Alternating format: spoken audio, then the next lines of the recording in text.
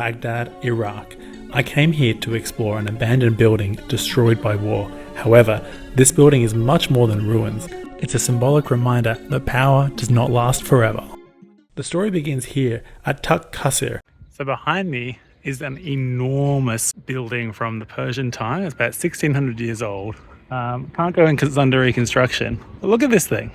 Really can't get a sense of the scale, but you have to trust me, it is enormous. After being yelled at, politely I think, to get off the wall there, we're now going to head off to an abandoned theatre. Saddam actually chose this exact spot to build the theatre because he wanted to make a bold statement. We'll go inside and explore, and I'll tell you what the theatre used to be.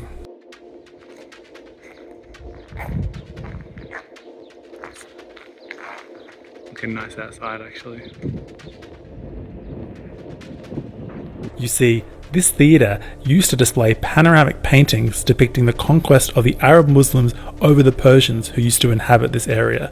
So Saddam building this theatre directly in front of the ruins of a once great Persian building was his way to symbolise the greatness and longevity of the new era, which he saw himself the leader of. There's more to this story, but we'll continue once we explore the rooftop.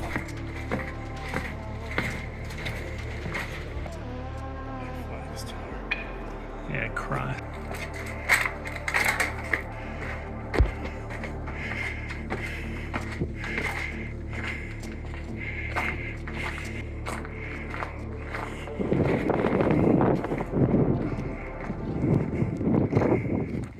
Alrighty, well we made it to the rooftop. It's a bit sketchy. It is absolutely enormous, but really cool views. Baghdad is huge, really spread out, and this area here just sprawls. And there's a much bigger complex down there with swimming pools and other buildings all just left abandoned from the Saddam era.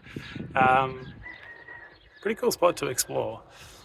The Iraqi I'm with just told me to literally stand here and let him know if there's any police or security that come around. I thought this was okay. Well, I just decided not to ask. So I'm on watch. But don't you think it'd be worse if I was standing here so that they could see me? I don't know. I'm in Baghdad, but everything feels safe and chill. As we head down to explore the rest of this complex, I'll tell you why this building is more significant than you might think. The theatre was built around the time of the Iran-Iraq War.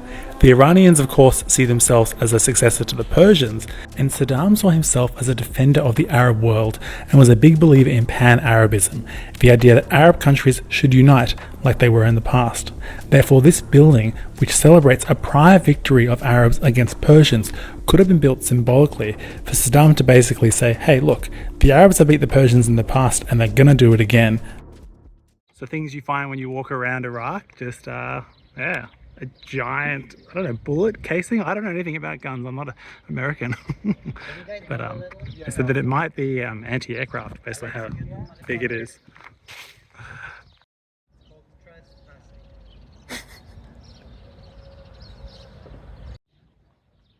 It's a lot of small buildings hanging around here. Most things in Iraq seem to be locked up.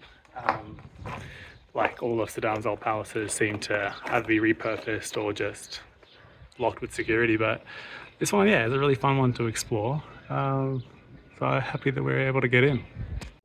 As you can see, this abandoned complex has been ruined and extensively damaged from the American invasion. Understanding that this structure was built as Saddam's way to show dominance over the Persians, but seeing it in ruins, just like the Persian structure, Qasr, really drives home the point that none of us truly know how history is going to unfold. Cheers. Be sure to subscribe, because if you enjoyed this, I'm going to continue to release videos from my trip to Iraq, including more from Baghdad, as well as Mosul and Kurdistan.